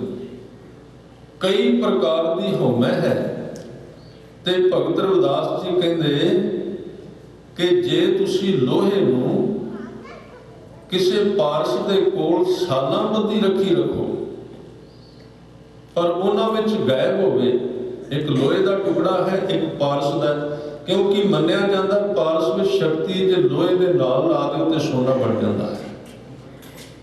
ਭਗਤ ਰਵਿਦਾਸ ਜੀ ਉਦਾਹਰਨ ਦਿੰਦੇ, ਕਹਿੰਦੇ ਤੁਸੀਂ ਲੋਹੇ ਨੂੰ ਔਰ ਪਾਰਸ ਦੇ ਟੁਕੜਿਆਂ ਨੂੰ ਨੇੜੇ ਨੇੜੇ ਰੱਖ ਦਿਓ, ਉਹਨਾਂ ਵਿੱਚ ਗੈਪ ਰਵੇ 2-4 ਇੰਚ ਦਾ, ਸਾਲਾਂ ਬੱਧੀ ਰੱਖ ਕੇ ਬੈਠੇ ਰਹੋ ਵੀ ਇਹ ਲੋਹਾ ਸੋਨਾ ਬਣ ਜਾਏਗਾ। ਉਹਨੇ ਸੋਨਾ ਨਹੀਂ ਬਣਨਾ ਜਿੰਨਾ ਚਿਰ ਰਾਈ ਮਾਤਰ ਵੀ ਉਹਨਾਂ ਵਿੱਚ ਗਾਇਬ ਰਹਿ ਗਿਆ, ਤਾਂ ਉਹਨੇ ਸੋਨਾ ਨਹੀਂ ਬਣੇਗਾ ਜਿੰਨਾ ਚਿਰ ਟੱਚ ਨਹੀਂ ਕਰਦਾ, ਛੂੰਹਦਾ। ਇਹਦੇ ਨਾਲ ਸੰਬੰਧਿਤ ਬਚਨ ਕਹਿੰਦੇ ਕਿ ਜੋ ਅਸੀਂ ਪੜ੍ਹ ਰਹੇ ਹਾਂ, ਜੋ ਅਸੀਂ ਗੁਣ ਰਹੇ ਹਾਂ, ਜੋ ਅਸੀਂ ਨਾਮ ਜਪ ਰਹੇ ਹਾਂ, ਜੋ ਅਸੀਂ ਜਪਾ ਰਹੇ ਹਾਂ, ਉਹਦੇ ਨਾਲ ਅਸੀਂ ਅੰਦਰੋਂ ਅਜੇ ਤੱਕ ਛੋਇਆ ਨਹੀਂ, ਉਹਦੇ ਨਾਲ ਲੱਗੇ ਨਹੀਂ, ਉਹਦੇ ਨਾਲ ਸੰਬੰਧ ਨਹੀਂ ਜੋੜਿਆ, ਤੇ ਕਿਵੇਂ ਅਸੀਂ ਸੋਨਾ ਬਣ ਸਕਾਂਗੇ? ਬਹੁਤ ਪਿਆਰਾ ਬਚਨ, ਪੜ੍ਹੀਏ ਗੁਣੀਐ ਨਾਮ ਸਭ ਸੁਣੀਐ। ਭਗਤ ਰਵਿਦਾਸ ਜੀ ਬਹੁਤ ਸਾਰੇ ਪੜ੍ਹਦੇ, ਪੜ੍ਹੀਏ ਗੁਣੀਐ, ਗੁਣੀਐ ਦਾ ਅਰਥ ਉਹਨੂੰ ਚੰਗੀ ਤਰ੍ਹਾਂ ਕੋਖਣਾ, ਉਹਦੇ ਅਰਥ ਲੱਭਣੇ, ਪੜਾ ਕੁਝ ਉਹਦੀ ਵਿਸਤਾਰ ਵਿੱਚ ਵਿਆਖਿਆ ਕਰ ਲੈਣੀ। ਪੜ੍ਹੀਏ ਗੁਣੀਐ ਨਾਮ ਸਭ ਸੁਣੀਐ, ਸਾਰੀ ਦੁਨੀਆ ਨਾਮ ਜਪ ਰਹੀ ਹੈ, ਸਾਰੀ ਦੁਨੀਆ ਨਾਮ ਬੋਲ ਰਹੀ ਹੈ, ਸੁਣ ਰਹੀ ਹੈ, ਬਹੁਤ ਕੁਝ ਹੋ ਰਿਹਾ, ਕੋਈ ਕਮੀ ਨਹੀਂ। ਅੱਜ ਦਾ ਸਰਵੇਖਣ ਇਹ ਦੱਸਦਾ ਹੈ ਵੀ ਇਸ ਧਰਤੀ ਤੇ ਜਿੰਨਾ ਸਤਸੰਗ ਕੀਰਤਨ ਅੱਜ ਹੋ ਰਿਹਾ ਹੈ, ਇਹਨਾਂ ਸਿੱਖ ਧਰਮ ਦੇ ਵਿੱਚ 17ਵੀਂ ਸਦੀ ਦੇ ਵਿੱਚ ਇਹਦੇ ਇਉਂ ਕਹਿ ਲਓ ਵੀ ਉਹਦੇ ਤੋਂ 100 ਗੁਣਾ ਵੱਧ ਹੈ। 17ਵੀਂ ਸਦੀ ਤੋਂ ਆਪ ਸਮਝਦੇ ਹੋ ਜਦੋਂ ਸਤਿਗੁਰੂ 1708 ਵਿੱਚ ਚੜ੍ਹਾਈ ਕਰ ਗਏ ਕਲਗੀਧਰ ਪਾਤਸ਼ਾਹ, ਤੇ ਬਾਬਾ ਬੰਦਾ ਸਿੰਘ ਬਹਾਦਰ ਦਾ ਸਮਾਂ ਆਇਆ, ਭਾਈ ਮਣੀ ਸਿੰਘ ਹੋਰਾਂ ਦਾ ਸਮਾਂ ਆਇਆ, ਭਾਈ ਤਾਰੂ ਸਿੰਘ ਜੀ ਦਾ ਸਮਾਂ ਆਇਆ। ਸਿੱਖਾਂ ਨੇ ਸੰਘਰਸ਼ ਕੀਤਾ ਆਜ਼ਾਦੀ ਲੈਣ ਵਾਸਤੇ। ਇਹ 100 ਸਾਲ ਦਾ ਪੂਰਾ ਵਕਤ ਹੈ। 1700 ਤੋਂ ਲੈ ਕੇ ਕਹਿ ਲਈਏ 1800 ਤੱਕ, ਕਿਉਂਕਿ 1800 ਵਿੱਚ ਸਿੱਖ ਰਾਜ ਹੋਇਆ। 100 ਸਾਲ ਸਿੱਖ ਜਿਹੜੇ ਨੇ ਉਹ ਦੌੜਦੇ ਭੱਜਦੇ ਰਹੇ, ਸ਼ਹੀਦੀਆਂ ਹੁੰਦੀਆਂ ਰਹੀਆਂ। ਉਹਨਾਂ ਦਿਨਾਂ ਵਿੱਚ ਸਿੱਖੀ ਦੇ ਨਮੂਨੇ ਇੰਨੇ ਸਾਹਮਣੇ ਆਏ, ਪਰਪੱਕ ਹੋ ਗਏ। ਔਰ ਜਦੋਂ ਉਸ ਸਮੇਂ ਦਾ ਵੇਖੀਏ ਹਾਲਾਤ, ਉਸ ਵੇਲੇ ਕੋਈ ਸਮਾਗਮ, ਕੋਈ ਕੀਰਤਨ ਹੋਣਾ ਸੰਭਵ ਹੀ ਨਹੀਂ ਸੀ। ਇੱਕ ਵਾਰੀ ਭਾਈ ਸਾਹਿਬ ਭਾਈ ਮਣੀ ਸਿੰਘ ਹੋਰਾਂ ਨੇ ਯਤਨ ਕੀਤਾ ਸੀ ਵੀ ਦੀਵਾਲੀ ਆਈ, ਸਰਕਾਰ ਨਾਲ ਗੱਲ ਕਰਕੇ ਚਲੋ, ਬੜਾ ਚਿਰ ਹੋ ਗਿਆ ਸਿੱਖ ਇਕੱਠੇ ਨਹੀਂ ਹੋਏ, ਕੋਈ ਕੀਰਤਨ ਨਹੀਂ ਹੋਇਆ, ਕੋਈ ਵਿਚਾਰ ਨਹੀਂ ਹੋਈ, ਕੋਈ ਗੱਲ ਨਹੀਂ ਚੱਲੀ। ਚਲੋ ਇਕੱਠੇ ਹੋ ਕੇ ਇੱਕ ਸਮਾਗਮ ਦਾ ਪ੍ਰਬੰਧ ਕਰੀਏ। ਭਾਈ ਮਣੀ ਸਿੰਘ ਹੋਰਾਂ ਨੇ ਸਰਕਾਰ ਨਾਲ ਸੰਬੰਧਿਤ ਹੋ ਕੇ ਉਹਨਾਂ ਨਾਲ ਗੱਲਬਾਤ ਕੀਤੀ। ਸੰਬੰਧਿਤ ਹੋਣ ਦਾ ਮਤਲਬ ਇਹ ਨਾ ਸਮਝਣਾ ਵੀ ਉਹਨਾਂ ਨਾਲ ਸਮਝੌਤਾ ਕੀਤਾ, ਸਾਡੇ ਸੁਣਨ ਵਿੱਚ ਬਹੁਤ ਸਾਰਾ ਫਰਕ ਆ ਜਾਂਦਾ। ਸੰਬੰਧਿਤ ਹੋਣ ਦਾ ਮਤਲਬ ਸਰਕਾਰ ਨੂੰ ਕਿਹਾ ਵੀ ਅਸੀਂ ਦੀਵਾਲੀ ਦਾ ਪੁਰਬ ਕਰਨਾ ਚਾਹੁੰਦੇ ਹਾਂ ਤੇ ਤੁਸੀਂ ਸਾਨੂੰ ਇਜਾਜ਼ਤ ਦੇ ਦਿਓ, ਕਿਉਂਕਿ ਪਾਬੰਦੀ ਲੱਗੀ ਹੋਈ ਸੀ, ਸਮਾਗਮ ਨਹੀਂ ਸੀ ਕਰ ਸਕਦੇ, ਅਸੀਂ ਪਾਠ ਨਹੀਂ ਸੀ, ਅਖੰਡ ਪਾਠ ਨਹੀਂ ਸੀ ਕਰ ਸਕਦੇ, ਕੀਰਤਨ ਨਹੀਂ ਸੀ ਹੋ ਸਕਦਾ। ਤਾਂ ਸਰਕਾਰ ਨੇ ਇਜਾਜ਼ਤ ਦੇ ਦਿੱਤੀ ਵੀ ਤੁਸੀਂ ਕਰ ਸਕਦੇ ਹੋ, ਭਾਵੇਂ ਕਿ ਉਹਦੀ ਨੀਅਤ ਵਿੱਚ ਖੋਟ ਸੀ ਵੀ ਸਿੱਖਾਂ ਨੂੰ ਇਕੱਠੇ ਕਰਕੇ ਇੱਕੋ ਥਾਂ ਤੇ ਮਾਰ ਦਿਆਂਗੇ। ਮੈਂ ਸਿਰਫ ਇਹ ਗੱਲ ਤਾਂ ਕਹਿ ਰਿਹਾ ਕਿ ਉਹ ਕਿਵੇਂ ਦਾ ਵਕਤ ਹੋਵੇਗਾ ਜਿੱਥੇ ਇੱਕ ਸਮਾਗਮ ਕਰਨਾ ਵੀ ਸਾਡੇ ਵਾਸਤੇ ਔਖਾ ਸੀ। ਪਰ ਉਸ ਵੇਲੇ ਤੁਸੀਂ ਸਿੱਖੀ ਦਾ ਨਮੂਨਾ ਵੇਖੋ ਕਿ ਹਿੰਦੂ ਧਰਮ ਦੇ ਲੜਕੇ ਜਿਹੜੇ ਨੇ ਪ੍ਰਭਾਵਿਤ ਹੋ ਕੇ ਅੰਮ੍ਰਿਤ ਛਕਦੇ ਸਨ, ਸਿੱਖ ਬਣਦੇ ਸਨ। ਧਿਆਨ ਦੇਣਾ ਇਸ ਚੀਜ਼ ਨੂੰ, ਥੋੜਾ ਜਿਹਾ ਸੋਚਣਾ ਪਏਗਾ, ਇਹਨੂੰ ਨੈਗੇਟਿਵ ਨਾ ਸਮਝਣਾ। ਇਹਨੂੰ ਵਿਚਾਰਨਾ ਪਏਗਾ ਵੀ ਜਦੋਂ ਸਾਡੇ ਕੋਲ ਇੱਕ ਵੀ ਸਮਾਗਮ ਨਹੀਂ ਸੀ, ਉਸ ਵੇਲੇ ਪਿੰਡਾਂ ਦੇ ਇੱਕ ਪਰਿਵਾਰ ਦੇ ਵਿੱਚ ਰਵਾਇਤ ਸੀ ਵੀ ਹਿੰਦੂ ਪਰਿਵਾਰ ਦਾ ਇੱਕ ਬੱਚਾ ਸਿੱਖ ਸਜੇ, ਅੰਮ੍ਰਿਤ ਛਕੇ, ਤੇ ਅੱਜ ਸਾਡੇ ਹੀ ਪਰਿਵਾਰਾਂ ਦੇ ਬੱਚੇ ਪਤਿਤ ਹੋ ਗਏ ਨੇ। ਸੋਚਣਾ ਪਏਗਾ ਸਾਡੇ ਵਿੱਚ ਕਿਤੇ ਕਮੀ ਤੇ ਨਹੀਂ ਆਉਂਦੀ, ਕਿਤੇ ਨੁਕਸ ਹੈ ਜ਼ਰੂਰ, ਨਹੀਂ ਤਾਂ ਇੰਨਾ ਪ੍ਰਚਾਰ, ਇੰਨਾ ਕੁਝ ਉਲਟ ਕਿਉਂ ਹੋ ਰਿਹਾ? ਇਹਦਾ ਕਾਰਨ ਇਹ ਹੈ, ਜਿਹਨੂੰ ਭਗਤ ਰਵਿਦਾਸ ਜੀ ਕਹਿੰਦੇ ਨੇ, ਸੋਨੇ ਦੇ ਕੋਲ ਪਾਰਸ ਦੇ ਨੇੜੇ ਹੈ ਲੋਹਾ, ਨੇੜੇ ਜ਼ਰੂਰ ਹੈ, ਨਾਲ ਨਹੀਂ ਲੱਗਾ, ਇਸ ਕਰਕੇ ਸੋਨਾ ਬਣਦਾ ਹੀ ਨਹੀਂ। ਅਸੀਂ ਗੁਰੂ ਦੇ ਕੋਲ ਜ਼ਰੂਰ ਹਾਂ, ਗੁਰੂ ਗ੍ਰੰਥ ਸਾਹਿਬ ਜੀ ਨਾਲ ਸੰਬੰਧਿਤ ਕੋਈ ਨਹੀਂ ਹੋਇਆ, ਕੋਲ ਜ਼ਰੂਰ, ਕੋਲ ਹੋਣਾ ਉਹ ਚੀਜ਼ ਹੈ, ਸੰਬੰਧ ਜੋੜਨਾ ਹੋਰ ਚੀਜ਼ ਹੈ। ਕੋਲ ਦਾ ਕੀ ਅਰਥ ਹੋਇਆ? ਕਈ ਵਾਰੀ ਦੋ ਭਰਾ ਲੜ ਪੈਂਦੇ ਆਪਸ ਵਿੱਚ, ਇਕੱਠਾ ਘਰ ਹੁੰਦਾ, ਉੱਥੇ ਰਹਿਣਾ ਪੈਂਦਾ, 2-4 ਫੁੱਟ ਦੀ ਦੂਰੀ ਤੇ ਘਰ ਹੁੰਦਾ। ਕੋਲ ਰਹਿਣ ਦਾ ਕੀ ਅਰਥ ਹੈ? ਕੋਲ ਤੇ ਪਿਓ ਪੁੱਤਰ ਵੀ ਰਹਿੰਦੇ ਨੇ, ਸੰਬੰਧ ਕਦੀ ਹੋਏ ਨਹੀਂ, ਬੋਲੇ ਅੰਦਰੋਂ ਨਹੀਂ ਕਦੀ ਸਨੇਹ ਬਣਿਆ।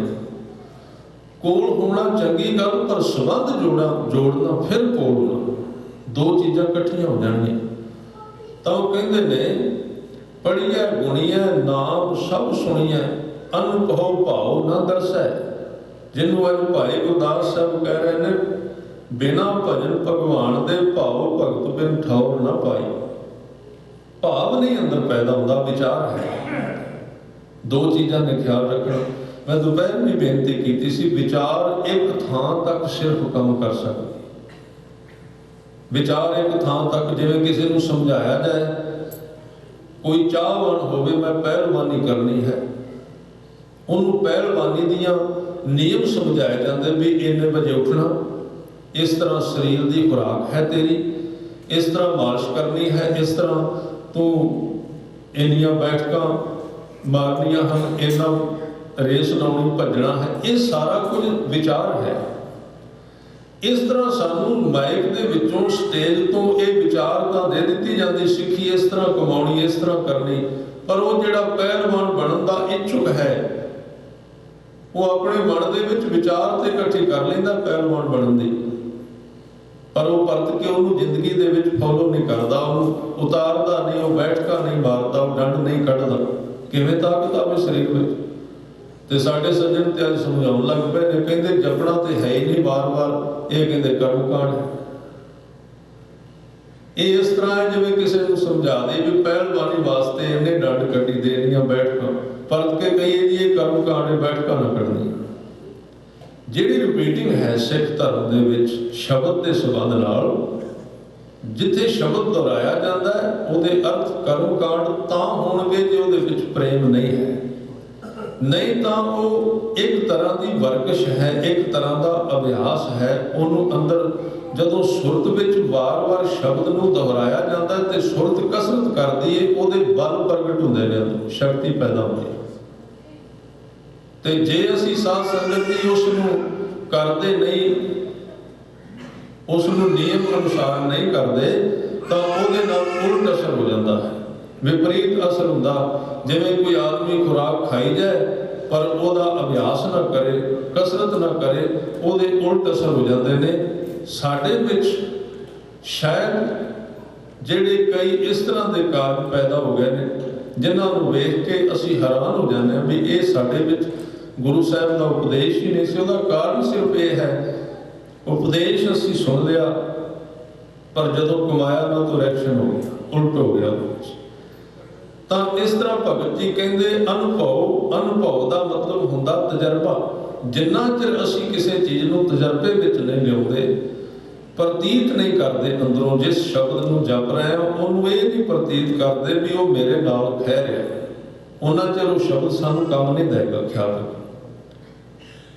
फिर मैं इस पंक्ति को दोहरा दिया कि पढ़िया गुनिया नाम सब सुनिए, अनुभव भाव ना दस है। जिन्ना चिर उस नाम के नाल साडी सुरत बार बार अटैचमेंट नहीं होती, जुड़ती नहीं। लोहा कंचन हिरन होए कैसे, जो पारसै ना परसै। वो जिहड़ा लोहे का टुकड़ा है वो किवें सोना बनेगा जिन्ना चिर वो पारस के नाल खहिंदा नहीं। इस करके अगे बचन कहंदे देव संसै गांठ ना छूटै। हे प्रभु, मेरे अंदरों ये सुन के भी समझ के भी एक गंढ बजी हुई है संशय दी। मेरा जीवन एक थां ते गंढ बन के रुकिया होया है, किते अगे वाधा नहीं। देव संशय गांठ ना छूटै। काम क्रोध माया मद मत सर, इन पंचों मिल लूटे। ये पंज मेरे विच उसे तरह खड़े, काम भी उसे तरह, काम क्रोध, क्रोध भी उसे तरह, माया का प्रभाव भी उसे तरह है, मद हंकार भी उसे तरह है, ते मत शब्द के अर्थ ने ईर्खा करनी, ये भी विद्यमान है। इस तो अगे भगत जी कहते ने कि हम बड़ कब कुलीन हम पंडित, हम जोगी सन्यासी, ज्ञानी गुणी सूर हम दाते, ए बुद्ध कवे न नासी। अंदरों एक मिनट वास्ते भी साढ़े अंदरों ख्याल नहीं टुटदा भी असी बड़े बड़े कवि, असी बड़े बड़े खानदानी, यानी कि इहदे विच सारे तरह दी चंगियाइयां गिणियां गईयां। खैर मैं बेनती कर रहा सा कि लिख लिख पढ़िया तेता कढ़िया। लिखना बहुत बड़ा पुण्य है, पढ़ना बहुत, पर एक कर्म कांड बन के गल विच संगल कदों पैंदा जदों बिना भावना तो किया जाता है। भावना तो बिना किया होया जो सानू सतगुरां ने कर्म दिता, सब तो पहला है बाणी पढ़नी, नाम का अभ्यास करना, सेवा करनी और गुरु वाले बनना। ਇਹਦੇ ਵਿੱਚ भी जे प्रेम लैस हो जाता, विचों भावना खत्म हो जाती, तो यह भी कर्म कांड बन सकता। ख्याल रखो। इस करके नुक्स आ सकता साडे विच, तो सानू किसी दूजे धर्मां दे कर्म कांडां दी व्याख्या की बहुत ही जरूरत नहीं सी। सानू अपने ही जीवन दे विच वर्ताव विच लियाउण वाले कामां दी व्याख्या सरवण करनी जां बोलनी कहनी जरूरत सी, जिन्हों असीं अगों परोखे कर दिता जीवन विच। और सतगुरु कह रहे हैं कि इस ढंग के नाल जे भावना तो विहीन है तो कोई भी कर्म तेनू रस्ता नहीं देगा। भाई साहब भाई गुरदास बड़े प्यारे बचन कहते हैं, कहते कलयुग की सुन साधना। साधना के अर्थ होंदे ने किसी चीज़ को जदों सोधिया जाए, इत्थे सिमरन शब्द नहीं है। ਇੱਥੇ ਸਾਧਨਾ ਸ਼ਬਦ ਹੈ, ਦੋ ਚੀਜ਼ਾਂ ਨੇ, ਖਿਆਲ ਰੱਖੋ। ਆ ਜਿੰਨਾ ਅਸੀਂ ਜਪਨੇ ਆ ਨਾ, ਇਹ ਸਾਧਨਾ ਹੈ। ਪਾਠ ਕਰੀਦਾ, ਨਿਤਨੇਮ ਕਰੀਦਾ, ਸਵੇਰੇ ਜਾਗੀਦਾ, ਅੰਮ੍ਰਿਤ ਵੇਲੇ ਇਸ਼ਨਾਨ, ਨਾਮ, ਦਾਨ, ਸੇਵਾ, ਕਿੰਨੇ ਕਰਮ ਨੇ, ਸਾਰੀ ਸਾਧਨਾ ਹੈ। ਸਿਮਰਨੇ ਨਹੀਂ ਹੈ, ਖਿਆਲ ਰੱਖੋ। ਸਿਮਰਨੇ ਦਾ ਸਿੱਟਾ ਹੈ। ਜਦੋਂ ਇਹ ਅਸੀਂ ਪੂਰੀ ਤਰ੍ਹਾਂ ਕਰ ਲੈਂਦੇ ਹਾਂ ਤੇ ਉਹਦਾ ਇੱਕ ਅੰਦਰ ਤ੍ਰਿਪਤੀ ਬਣਦੀ, ਉਹਨੂੰ ਸਿਮਰਨ ਕਹਿੰਦੇ ਨੇ। ਸਿਮਰਨ ਹੋਰ ਚੀਜ਼ ਹੈ। ਅਸੀਂ ਇਸ ਚੀਜ਼ ਨੂੰ ਸਿਮਰਨ ਕਹਿ ਕੇ ਇੱਥੇ ਰੁਕ ਗਏ। ਇਹ ਸਾਧਨਾ ਹੈ। ਸਾਧਨਾ ਜਿੱਦਣ ਸੰਪੂਰਨ ਹੁੰਦੀ ਹੈ ਉਦੋਂ ਸਿਮਰਨ ਸ਼ੁਰੂ ਹੁੰਦਾ। ਉਸ ਤੋਂ ਅੱਗੇ ਸਿਮਰਨ ਦਾ ਕੋਈ ਸਰੂਪ ਨਹੀਂ। ਮੈਂ ਇਹ ਵੀ ਬੇਨਤੀ ਕਰਦਾ, ਸਿਮਰਨ ਕੋਈ ਕਿਰਿਆ ਨਹੀਂ ਹੈ। ਕਿਰਿਆ ਦੇ ਅਰਥ ਨੇ ਜਿਹੜੀ ਅਸੀਂ ਖੁਦ ਕਰੀ, ਉਹ ਤੇ ਹੁੰਦਾ ਹੈ, ਕੀਤਾ ਨਹੀਂ ਜਾਂਦਾ। ਸਿਮਰਨ ਦਾ ਸੰਬੰਧ ਕਿਰਿਆ ਨਾਲ ਨਹੀਂ ਹੈ। ਉਹ ਸਿੱਟਾ ਹੋਵੇਗਾ। ਉਹ ਇੱਕ ਸਿੱਟਾ, ਜਿਵੇਂ ਅਸੀਂ ਰੋਟੀ ਖਾਂਦੇ ਹਾਂ ਤੇ ਜਦੋਂ ਉਹਦਾ ਖੂਨ ਬਣਦਾ ਉਹ ਸਿੱਟਾ ਹੈ ਉਹਦਾ। ਰੋਟੀ ਖਾਣੀ ਕਿਰਿਆ ਹੈ, ਪਾਠ ਕਰਨਾ ਇੱਕ ਕਿਰਿਆ ਹੈ, ਨਾਮ ਜਪਣਾ ਇੱਕ ਕਿਰਿਆ ਹੈ, ਸਿਮਰਨ ਉਹਦਾ ਸਿੱਟਾ ਹੈ। ਸਿਮਰਨ ਦਾ ਅਰਥ ਹੈ ਜੀਵਨ ਦੀ ਤ੍ਰਿਪਤੀ ਆ ਜਾਣੀ, ਜੀਵਨ ਵਿੱਚ ਖੁਸ਼ੀ ਆ ਜਾਣੀ, ਜੀਵਨ ਵਿੱਚ ਖੇੜਾ ਆ ਜਾਣਾ, ਆਨੰਦ ਆ ਜਾਣਾ, ਉਸ ਨੂੰ ਸਿਮਰਨ ਕਹਿੰਦੇ ਨੇ। ਇਸ ਕਰਕੇ ਕਲਯੁਗ ਕੀ ਸੁਣ ਸਾਧਨਾ, ਭਾਈ ਸਾਹਿਬ ਭਾਈ ਗੁਰਦਾਸ ਜੀ ਕਹਿੰਦੇ ਕਰਮ ਕਿਰਤ ਕੀ ਚੱਲੈ ਨਾ ਕਾਈ। ਇੱਥੇ ਕਰਮਾਂ ਤੱਕ ਸੀਮਤ ਰਹਿ ਕੇ ਕੰਮ ਨਹੀਂ ਚੱਲਦਾ ਕਲਯੁਗ ਵਿੱਚ। ਜੇ ਸਿਰਫ ਕਰਮਾਂ ਦੇ ਆਧਾਰ ਤੇ ਅਸੀਂ ਜੀਵੀਏ, ਕਿਉਂਕਿ ਇੱਕ ਕਰਮ ਕਰਾਂਗੇ, ਹਾਲਾਤ ਹੀ ਠੀਕ ਨਹੀਂ ਹੈ ਸੰਸਾਰ ਦੇ ਵਿੱਚ, ਆਲੇ ਦੁਆਲੇ ਹਾਲਾਤ ਨਹੀਂ ਠੀਕ, ਕਰਮ ਚੱਲਦੇ ਨਹੀਂ ਹਨ। ਕਹਿੰਦੇ ਬਿਨਾ ਭਜਨ ਭਗਵਾਨ ਕੇ ਭਾਉ ਭਗਤ ਬਿਨ ਠੌੜ ਨਾ ਪਾਈ। ਠੌੜ ਦਾ ਅਰਥ ਲੇਖੇ ਵਿੱਚ ਲੱਗਣਾ, ਭਾਉ ਭਗਤ ਦਾ ਅਰਥ ਹੈ, ਭਾਵ ਦਾ ਅਰਥ ਹੈ ਪ੍ਰੇਮ, ਭਗਤੀ ਦਾ ਅਰਥ ਹੈ ਜਦੋਂ ਪ੍ਰੇਮ ਸੰਘਣਾ ਹੋ ਜਾਏ ਉਹਨੂੰ ਕਹਿੰਦੇ ਨੇ ਭਗਤੀ ਬਣ ਗਈ। ਜਿੰਨਾ ਚਿਰ ਭਾਵਨਾ ਸਹਿਤ, ਪ੍ਰੇਮ ਸਹਿਤ ਅੰਦਰੋਂ ਜੁੜ ਕੇ ਚਾਉ ਪੈਦਾ ਕਰਕੇ ਮੁਦਰਾ ਬਣਾ ਕੇ ਪ੍ਰੇਮ ਦੀ, ਇਹ ਨਹੀਂ ਵੀ ਪ੍ਰੇਮ ਪਹਿਲੇ ਦਿਨ ਪੈਦਾ ਹੋ ਜਾਂਦਾ, ਪਰ ਉਹਨੂੰ ਬਣਾਉਣਾ ਤਾਂ ਪੈਂਦਾ ਨਾ, ਉਹਨੂੰ ਕਰਨਾ ਪੈਂਦਾ ਹੈ, ਉਸ ਤਰ੍ਹਾਂ ਦੀ ਅਵਸਥਾ ਲਿਆਉਣੀ ਪੈਂਦੀ ਹੈ, ਉਸ ਤਰ੍ਹਾਂ ਦੇ ਬਣਨਾ ਪੈਂਦਾ ਹੈ, ਭਾਵਨਾ ਵਿੱਚ ਆਉਣਾ ਪਏਗਾ। ਤਾਂ ਉਸ ਵੇਲੇ ਕਰਮ ਜਿਹੜੇ ਨੇ ਕੰਮ ਕਰਨਾ ਸ਼ੁਰੂ ਕਰ ਦਿੰਦੇ ਨੇ। ਫਿਰ ਭਾਈ ਸਾਹਿਬ ਕਹਿੰਦੇ ਲਹੇ ਕਮਾਣਾ ਏਤ ਜੁਗ ਪਿਛਲੀ ਜੁਗੀ ਕਰੀ ਕਮਾਈ। ਕਿਉਂਕਿ 4 ਯੁੱਗ ਤੁਸੀਂ ਸੁਣਦੇ ਹੋ, ਸਤਯੁਗ, ਤ੍ਰੇਤਾ, ਦੁਆਪਰ ਤੇ ਕਲਯੁਗ। ਹੁਣ ਗੁਰਬਾਣੀ ਵਿੱਚ ਇਹਨਾਂ ਦੇ ਵਾਰ-ਵਾਰ ਨਾਮ ਆਏ ਨੇ। ਇਹ ਠੀਕ ਹੈ, ਸਤਿਗੁਰੂ ਕਹਿੰਦੇ ਕਿਸੇ ਯੁੱਗ ਦਾ ਤੇਰੇ ਨਾਲ ਸੰਬੰਧ ਨਹੀਂ, ਤੂੰ ਅੱਜ ਵੀ ਸਤਿਯੁਗੀ ਹੋ ਸਕਦਾ, ਅੱਜ ਵੀ ਤੇਰੇ ਵਿੱਚ ਸਤਿਯੁਗ ਆ ਸਕਦਾ ਹੈ। ਪਰ ਇੱਕ ਗੱਲ ਯਕੀਨਨ ਹੈ, ਸਮੇਂ ਦਾ ਪ੍ਰਭਾਵ ਬਹੁਤੇ ਲੋਕ ਜਿਹੜਾ ਕੰਮ ਕਰਦੇ ਨੇ ਉਹ ਇੱਕ ਮਨੁੱਖ ਤੇ ਬਹੁਤ ਜ਼ਿਆਦਾ ਪੈਂਦਾ। ਬਹੁਤੇ ਲੋਕ ਜਿਹੜੇ ਕੰਮ ਕਰਦੇ ਨੇ ਉਹ ਇੱਕ ਆਦਮੀ ਤੇ, ਮੰਨ ਲਓ ਇੱਕ ਆਦਮੀ ਸਿੱਖੀ ਕਮਾ ਰਿਹਾ, ਗੁਰਮਤਿ ਕਮਾ ਰਿਹਾ ਤੇ ਉਹਦੇ ਆਲੇ ਦੁਆਲੇ ਪਰਿਵਾਰ ਵਿੱਚ ਉਹਦੇ ਵਿਰੋਧੀ ਨੇ, ਉਹਦੇ ਵਾਸਤੇ ਕਠਿਨ ਹੈ। ਯਾਨੀ ਕਿ ਕਲਯੁਗ ਜਮਾਤ ਰਹਿਤ ਹੈ, ਇਹਦੇ ਵਿੱਚ ਧਰਮ ਦੀ ਜਮਾਤ ਨਹੀਂ ਹੈ, ਸੁਸਾਇਟੀ।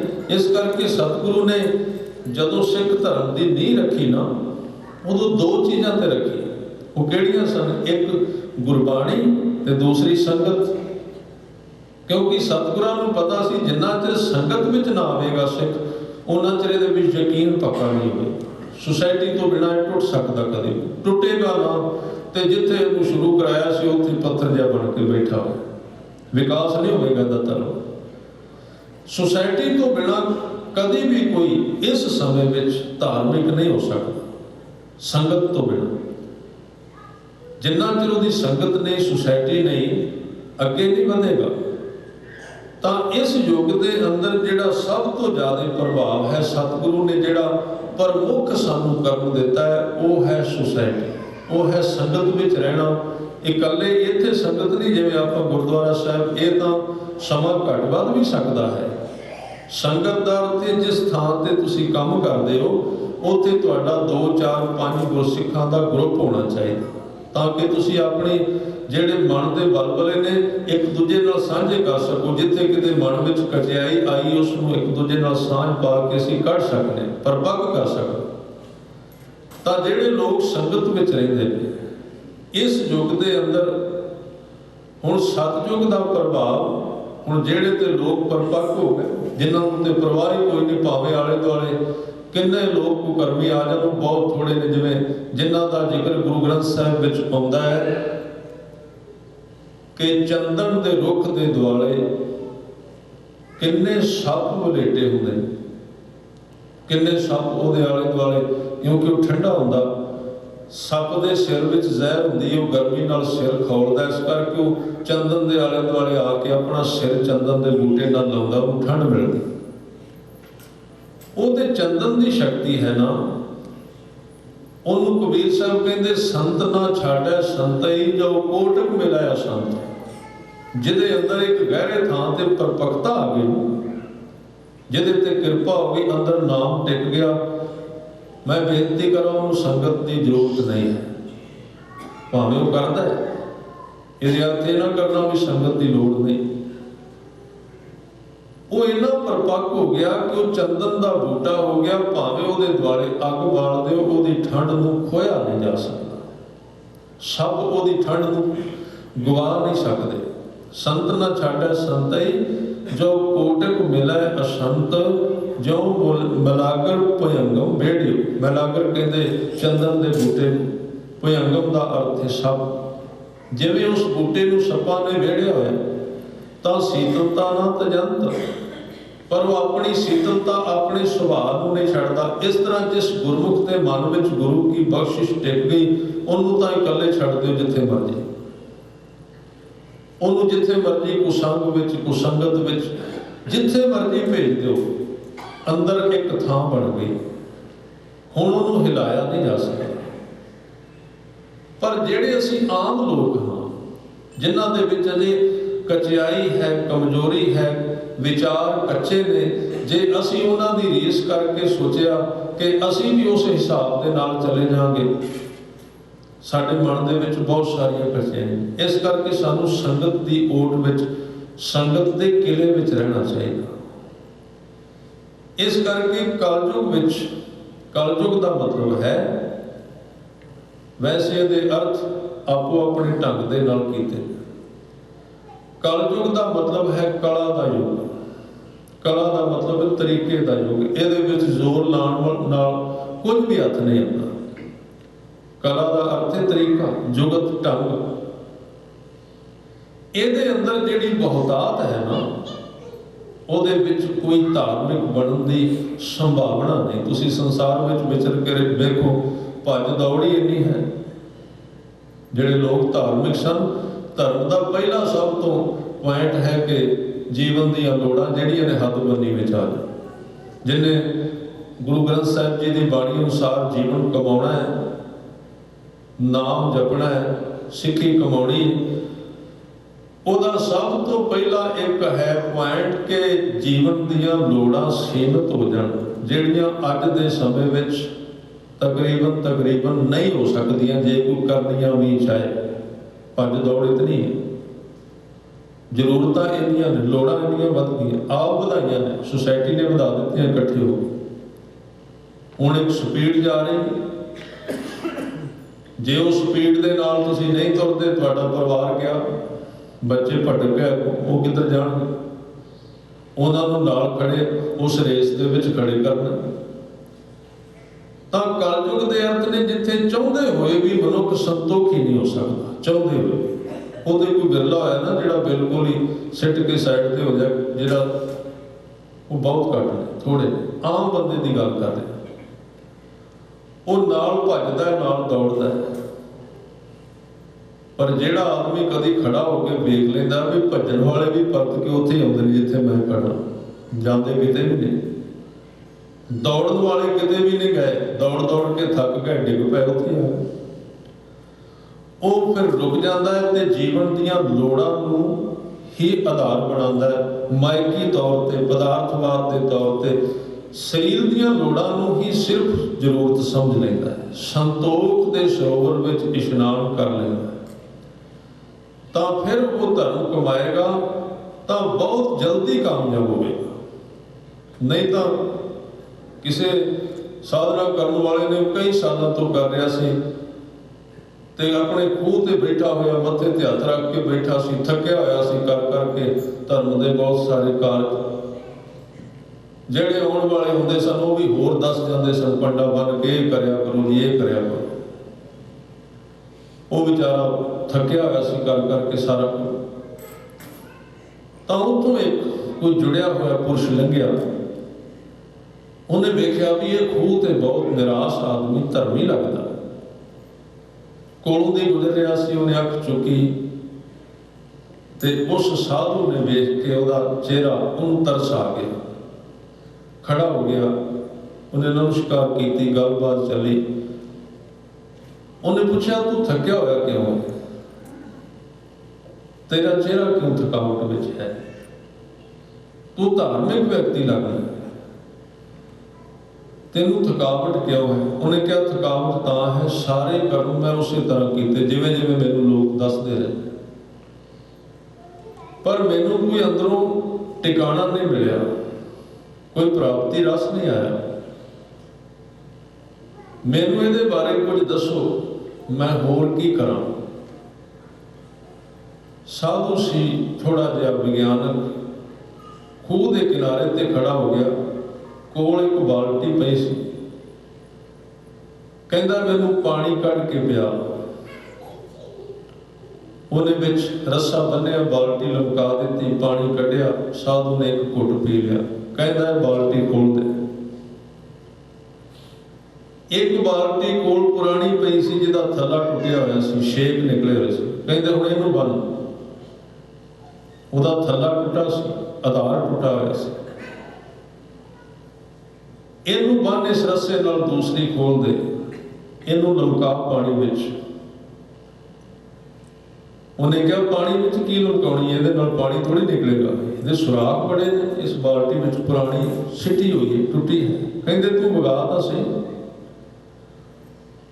ਉਹਨੇ ਰੱਸਾ ਬਣ ਕੇ ਉਹ ਟੁੱਟੀ ਹੋਈ ਬਾਲਟੀ ਖੂਹ ਵਿੱਚ ਪਾਈ, ਪਾਣੀ ਵਿੱਚ ਡੁਬੋਈ। ਤੇ ਉਹ ਸਾਧੂ ਕਹਿੰਦਾ ਵੇਖ, ਜਿਵੇਂ ਪਹਿਲੀ ਡੁਬੋਈ ਸੀ ਨਾ, ਬਿਲਕੁਲ ਉਸੇ ਤਰ੍ਹਾਂ ਡੁਬੋਈ, ਇਹਨੂੰ ਕੋਈ ਫਰਕ ਨਹੀਂ। ਹੁਣ ਇਹਨੂੰ ਬਾਹਰ ਖਿੱਚ। ਬਾਹਰ ਖਿੱਚਿਆ, ਲਮਕਾਉਣ ਲੱਗਿਆ, ਰੱਸਾ ਵੀ ਵਰਤਣਾ ਪਿਆ, ਸਭ ਕੁਝ ਕਰਨਾ ਪਿਆ, ਬਾਲਟੀ ਵੀ ਬੰਨੀ, ਬਾਹਰ ਵੀ ਕੱਢੀ। ਜਦੋਂ ਬਾਹਰ ਜਿੰਨੇ ਚਿਰ ਨੂੰ ਆਈ, ਪਾਣੀ ਸਾਰਾ ਵਿੱਚੋਂ ਵਾਪਸ ਖੂਹ ਵਿੱਚ ਵਗ ਗਿਆ। ਤੇ ਉਹ ਸਾਧੂ ਪੁੱਛਦਾ ਵੀ ਪਾਣੀ ਕਿਉਂ ਨਹੀਂ ਆਇਆ? ਕਹਿਣ ਲੱਗਾ ਪਾਣੀ ਕੀ ਆਇਆ, ਬਾਲਟੀ ਤੇ ਟੁੱਟੀ ਹੋਈ। ਕਹਿੰਦੇ ਜਿਸ ਮਨ ਨਾਲ, ਜਿਸ ਸੁਰਤ ਨਾਲ ਤੂੰ ਸਾਧਨ ਕਰ ਰਿਹਾ ਨਾ ਧਰਮ ਦੇ, ਉਹ ਇਸ ਬਾਲਟੀ ਵਰਗੇ ਨੇ, ਪਾਣੀ ਕਿੱਥੋਂ ਆਵੇ ਵਿੱਚ? ਉਹਦੇ ਵਿੱਚ ਤੇ ਸੁਰਾਖ ਵੀ ਬੜੇ। ਇੱਕੋ ਬਾਲਟੀ, ਜਦੋਂ ਪਾਣੀ ਨਿਕਲਦਾ ਬਸ ਪਹਿਲੀ ਨਾਲ ਨਿਕਲਦਾ, ਦੂਸਰੀ ਨਹੀਂ। ਏਕ ਚਿੱਤ ਜੇ ਇੱਕ ਛਿਨ ਤੇ ਆਇਓ, ਕਾਲ ਫਾਂਸ ਕੇ ਬੀਚ ਨਾ ਆਇਓ। ਜਦੋਂ ਪਾਣੀ ਨਿਕਲੇਗਾ ਇੱਕੋ ਨਾਲ ਹੀ ਨਿਕਲਣਾ, ਦੂਸਰੀ ਦੀ ਜ਼ਰੂਰਤ ਨਹੀਂ ਪੈਣੀ।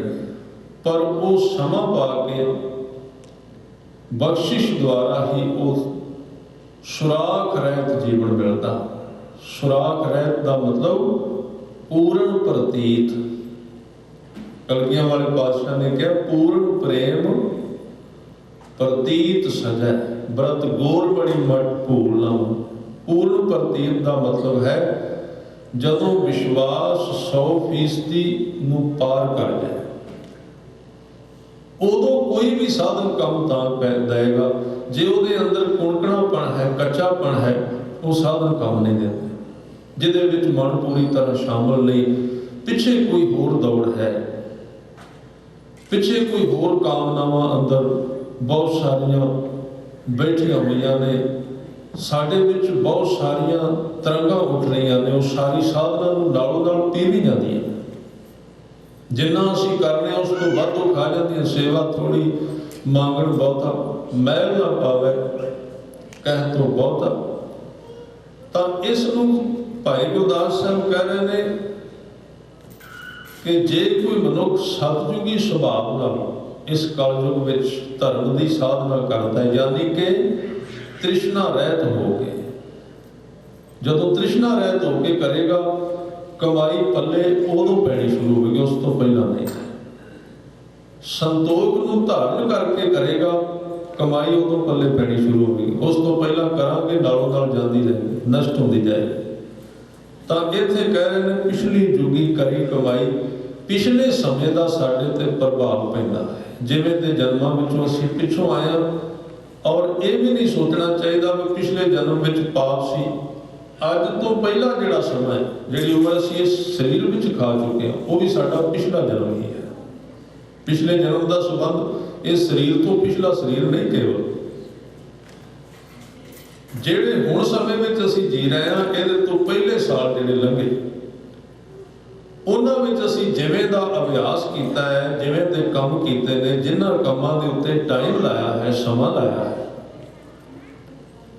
तो उन्हां दे अनुसार ही अज असीं अगे काम कर सकते हैं। ख्याल रखना एकदम असीं पलट नहीं सकांगे, सानूं अपने जीवन के कामां विच हुण तब्दीली लियाउणी चाहिए ताकि अगले साल ते उहदा असर पवेगा, ख्याल प्रभाव पैंदा। जिदन कोई जिमीदार फसल बीजदा उहदे तो 6 महीने पहला उस जमीन नूं चंगी तरह वाहुंदा रहिंदा, तैयार, फिर उहदा असर पैंदा उस बीज दे उत्ते। इस करके सतगुरु कहंदे, भाई गुरदास जी कहंदे ने कि पिछली जुगी करी कमाई, फिर कहंदे पाया मानस देहे को ऐथों चुकिया ठौर न ठाई। ये मानस दे जो हुण असीं जिथे जी रहे हैं ये एक ऊपर वाला डंडा है। जे इथों भी असीं रह गए, इथों भी पैर ते लग गया, फिर परत के बहुत लंबी सड़क के उत्तों दी गुजरना पेगा, सारे थावां तो लंघ के फिर इत्थे आउणा पेगा। कलयुग के उपकार सुन जैसे वेद अथर्वण गाई। 4 वेद जिहड़े हैं उन्हां विचों एक वेद है अथर्वण, जिहदे विच कलयुग दे नाल संबंधित कल मैं वेद अथर्वण हुआ नाव खुदाई अलो पाया। नील बस्तर ले कपड़े कपड़े पहरे तुर्क पठानी अमल किया। 4 वेद हुए सचार पढ़े गुणे 3-4 विचार। भाव भगत का मीत सदाए तो नानक मुखंतर पाए। भाव भगत उत्थे भी आया ते भाई गुरदास साहब ने भी शब्द वरते। इन्हां सारे वेदां दे विच जो कुछ लिखिया जे उत्थे भावना नहीं ते वो प्रवान नहीं हन। कहते हैं भाव भगत प्रवान है जग होम गुरपुरब कमाई। गुरपुरब क्योंकि पुराने समय में यज्ञ किए जाते सन, होम किए जाते सन, कई कुछ सतगुरु ने सानू उहदा बदल दिता है, बदल दिता उसका सानू गुरपुरब दिते, गुरु के स्थान दिते, सरोवर दिते, गुरु के स्थानों के दर्शन दिते ने। ख्याल कई बार आप सवाल करते हैं, दोपहर में कुछ गुरमुखा ने इस तरह के सवाल किए भी ये चीज़ां क्यों ने कि सिख आउंदा है एक रस्ते में निशान साहब में जोड़े झाड़दा, सरोवर ने, तीर्थ यात्रा साडे विच भी है, गुरु धामां की यात्रा है, तीर्थां की यात्रा तो नहीं, गुरु धामां की यात्रा है। सीधा क्यों नहीं गुरु ग्रंथ साहब जी नाल? मैं पहला भी इस विचार में बेनती कर चुका भी जदों गुरु नानक देव जी ने 10 गुरु साहिबान ने सिख धर्म पैदा किया, उस समय में जाके सोचो उदों हालात किवें दे सी। जिन्हां घरां दे विच गुरु ग्रंथ साहब जी की बाणी का प्रचार करना सी, उन्होंने जोड़ना सी, वो सारे ही तीर्थां ते जाते सन यात्रा कर, वो सारे वेदां मनते सन, उत्थे व्रत रखे जाते सन, उत्थे पूजावां होंदियां सन, 33 करोड़ देवते दीयां गल्लां चलदियां सन, किन्ना कुछ चलदा सी।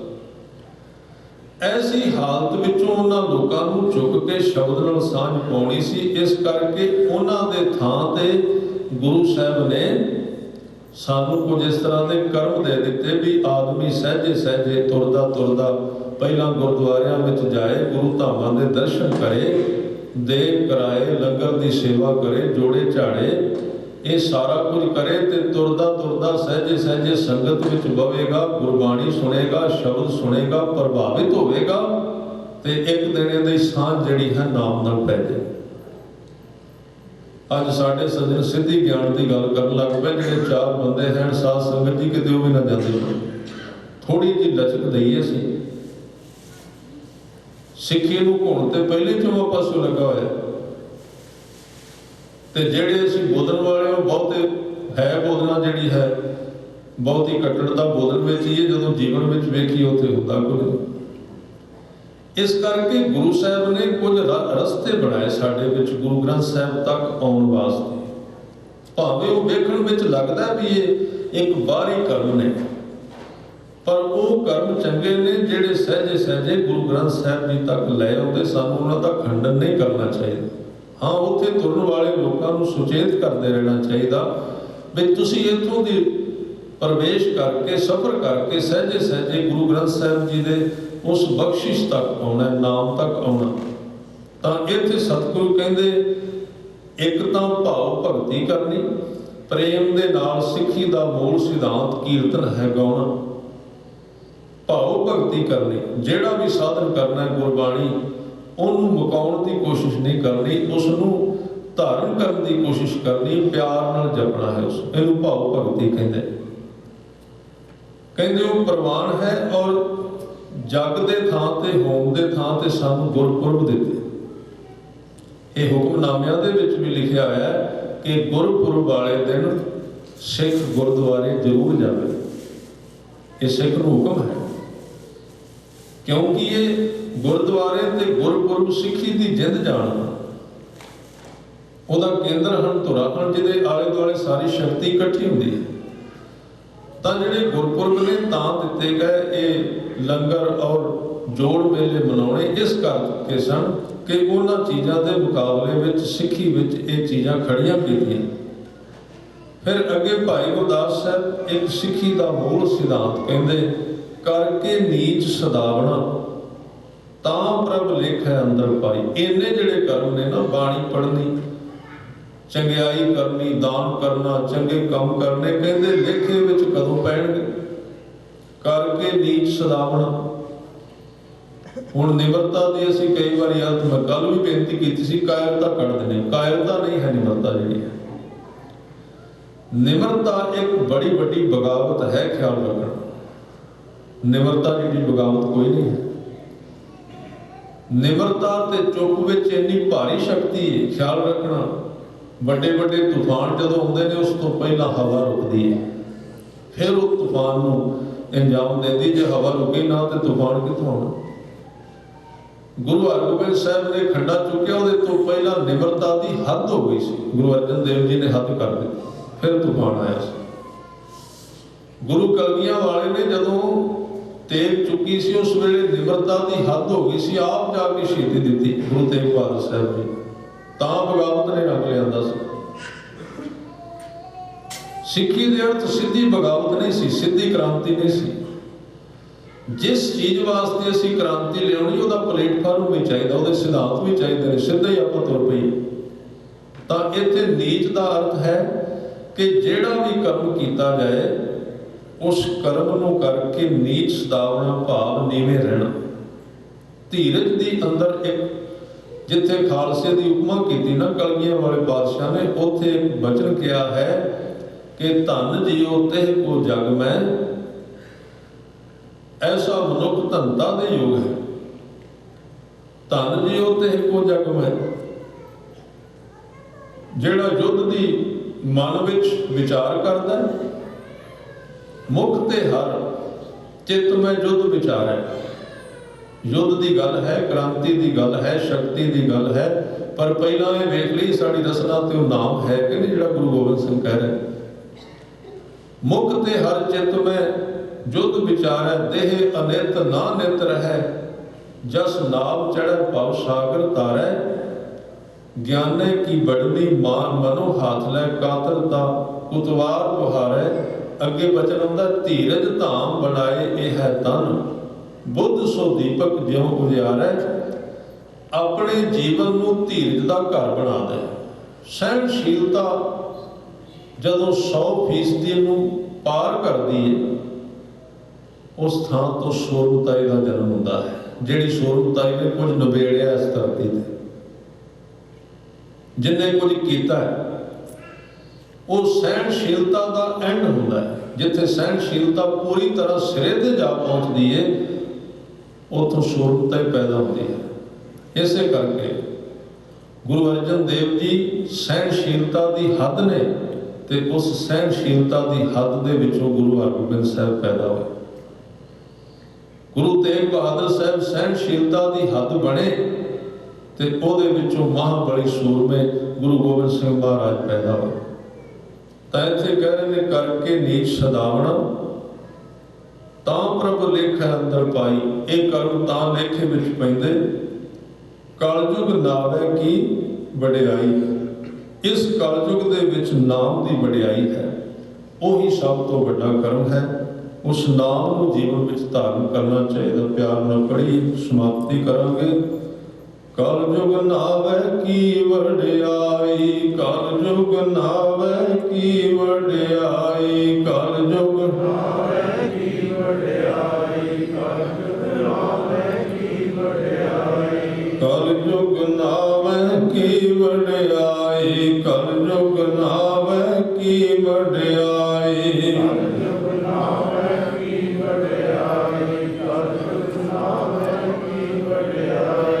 ਕਲਯੁਗ ਨਾਨਕ ਨਾਮ ਸੁਖਾਲਾ, ਕਲਯੁਗ ਨਾਨਕ ਨਾਮ ਸੁਖਾਲਾ, ਕਲਯੁਗ ਨਾਨਕ ਨਾਮ ਸੁਖਾਲਾ, ਕਲਯੁਗ ਨਾਨਕ ਨਾਮ ਸੁਖਾਲਾ।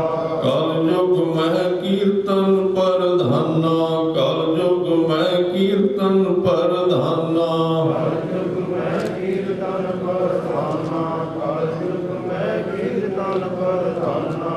ਗੁਰਮੁਖ ਜਪੀਐ ਲਾਏ ਧਿਆਨਾ, ਗੁਰਮੁਖ ਜਪੀਐ ਲਾਏ ਧਿਆਨਾ, ਗੁਰਮੁਖ ਜਪੀਐ ਲਾਏ ਧਿਆਨਾ, ਗੁਰਮੁਖ ਜਪੀਐ ਲਾਏ ਧਿਆਨਾ, ਗੁਰਮੁਖ ਜਪੀਐ ਲਾਏ ਧਿਆਨਾ, ਗੁਰਮੁਖ ਜਪੀਐ ਲਾਏ ਧਿਆਨਾ, ਗੁਰਮੁਖ ਜਪੀਐ ਲਾਏ ਧਿਆਨਾ, ਗੁਰਮੁਖ ਜਪੀਐ ਲਾਏ ਧਿਆਨਾ। ਕਲਯੁਗ ਨਾਵੇ ਕੀ ਵਡਿਆਈ, ਕਲਯੁਗ ਨਾਵੇ ਕੀ ਵਡਿਆਈ, ਕਲਯੁਗ ਨਾਵੇ ਕੀ ਵਡਿਆਈ, ਕਲਯੁਗ ਨਾਵੇ ਕੀ ਵਡਿਆਈ। ਸੋ ਇਸ ਸਮੇਂ ਦਾ ਜੋ ਮੁੱਖ ਧਰਮ ਹੈ ਉਹ ਹੈ ਅਬ ਕਲੁ ਆਇਓ ਵੇ, ਇੱਕ ਨਾਮ ਬੋਵੋ ਬੋਵੋ, ਅਨਰੁੱਤ ਨਾਹੀ ਨਾਹੀ ਮਤ ਪਰਮ ਭੂਲੋ ਭੂਲੋ। ਸਤਿਗੁਰੂ ਕਿਰਪਾ ਕਰਨ ਆਪਣੇ ਜੋ ਪਾਵਨ ਪਵਿੱਤਰ ਉਪਦੇਸ਼ ਸਾਡੇ ਜੀਵਨ ਵਿੱਚ ਆਪ ਬਖਸ਼ਿਸ਼ ਕਰਕੇ ਵਸਾਉਣ, ਜੀਵਨ ਸਫਲ ਹੋਏ। ਇੰਨੀਆਂ ਬੇਨਤੀਆਂ ਪ੍ਰਵਾਨ ਕਰਨੀਆਂ। ਸਮੂਹ ਸੰਗਤ ਦਾ ਬਹੁਤ ਬਹੁਤ ਧੰਨਵਾਦ। ਭੁੱਲਾਂ ਚੁੱਕਾਂ ਦੀ ਖਿਮਾ। ਵਾਹਿਗੁਰੂ ਜੀ ਕਾ ਖਾਲਸਾ, ਵਾਹਿਗੁਰੂ ਜੀ ਕੀ ਫਤਿਹ।